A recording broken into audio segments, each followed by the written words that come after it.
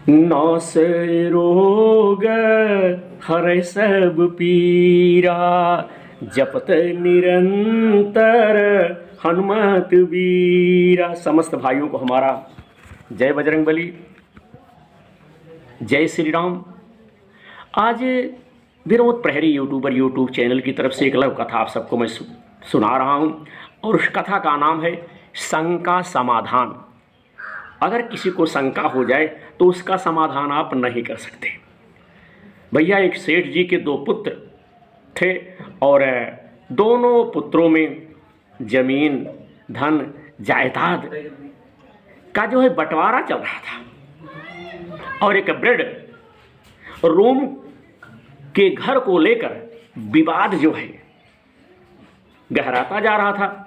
जो विवाद था गहराता जा रहा था। एक दिन दोनों भाई मरने मारने पर उतारू हो गए, तो पिताजी बहुत जोर से उनके हंस पड़े। अब भैया, पिताजी को हंसता देखकर दोनों भाई लड़ाई को भूल गए, और पिताजी से हंसी का कारण पूछा कि आप क्यों हंस रहे हैं। पिताजी ने कहा, इस छोटे से जमीन के टुकड़े के लिए इतना लड़ रहे हो, छोड़ो इसे, आओ मेरे साथ, एक अनमोल खजाना दिखाता हूं मैं तुम्हें। पिताजी और दोनों पुत्र उनके साथ रवाना हुए। पिताजी ने कहा, देखो, यदि तुम आपस में लड़ोगे तो फिर मैं तुम्हें उस खजाने तक नहीं लेकर के जा पाऊंगा, और बीच रास्ते से ही लौट कर आ जाऊंगा। अब दोनों पुत्रों ने खजाने के चक्कर में भैया एक समझौता किया कि चाहे कुछ भी हो जाए पर हम लड़ेंगे नहीं, प्रेम से यात्रा में चलेंगे।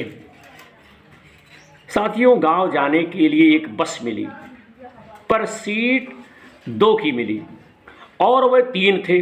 अब पिताजी के साथ थोड़ी देर एक एक करके बैठे।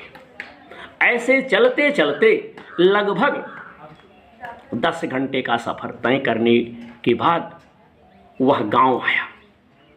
सेठ जी दोनों पुत्रों को लेकर एक बहुत बड़ी हवेली पर गए। हवेली के चारों जब पहुंचे, हवेली के चारों तरफ सुनसान था। सेठ जी ने देखा कि हवेली में जगह जगह कबूतरों ने अपना घोंसला बना लिया है। तो सेठ जी वहीं बैठ करके साथियों रोने लगे।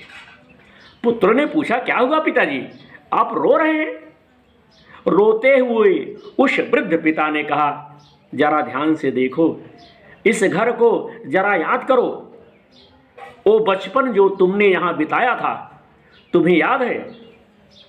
बच्चों, इसी हवेली के लिए मैंने अपने बड़े भाई से बहुत लड़ाई की थी।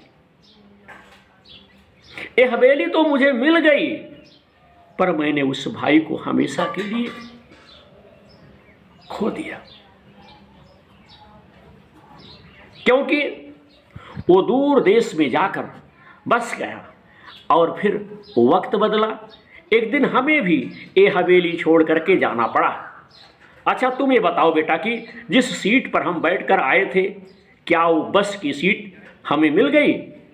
और यदि मिल भी जाती तो क्या वो सीट हमेशा हमेशा के लिए हमारी हो जाती? मतलब कि उस सीट पर हमारे सिवा और कोई ना बैठ सकता? दोनों पुत्रों ने एक साथ कहा कि ऐसा कैसे हो सकता है? बस की यात्रा तो चलती रहती है, और उस सीट पर सवारियां बदलती रहती हैं। पहले हम बैठे थे, आज कोई और बैठा होगा, और पता नहीं कल कोई और बैठेगा। और वैसे भी उस सीट में क्या धरा है जो थोड़ी सी देर के लिए हमारी है? पिताजी पहले हंसे। जब इतना बात सुने भैया, उनके पिताजी हंसे, और फिर आंखों में आंसू भर कर बोले, देखो, यही मैं तुम्हें समझा रहा हूं कि जो थोड़ी देर के लिए जो तुम्हारा है, तुमसे पहले उसका मालिक कोई और था।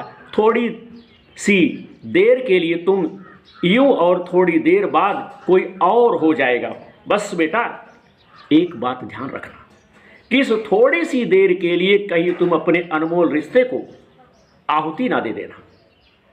यदि पैसों का प्रलोभन आए तो इस हवेली की स्थिति को देख लेना कि अच्छे अच्छे महलों में भी एक दिन कबूतर अपना घोंसला बना लेते हैं।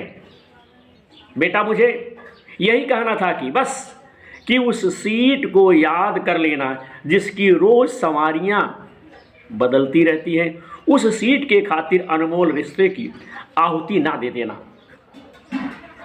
जिस तरह से बस की यात्रा में तालमेल बिठाया था, बस वैसे ही जीवन की यात्रा में भी तालमेल बिठाते रहना। दोनों पुत्र पिता की बात गौर से सुन रहे थे। जब पिता की बात सुने तो पिता का अभिप्राय दोनों पुत्र बंधु समझ गए और पिता के चरणों में गिर करके रोने लगे। दोस्तों, जो कुछ भी एवं धन संपदा हमारे पास है वो सब कुछ बस थोड़ी देर के लिए ही है। याद रखिएगा, थोड़ी देर में यात्री भी बदल जाते हैं और मालिक भी बदल जाते हैं। रिश्ते बड़े अनमोल हैं। छोटे से एवं धन या संपदा के चक्कर में कहीं किसी अनमोल रिश्ते को ना खो देना। हमारे कहने का अभिप्राय यही बंधु, बाकी आपकी जैसी इच्छा। हमने एक लघु कथा आपको इस वीडियो के माध्यम से सुनाई, बताई और नाम था शंका समाधान। प्रसारण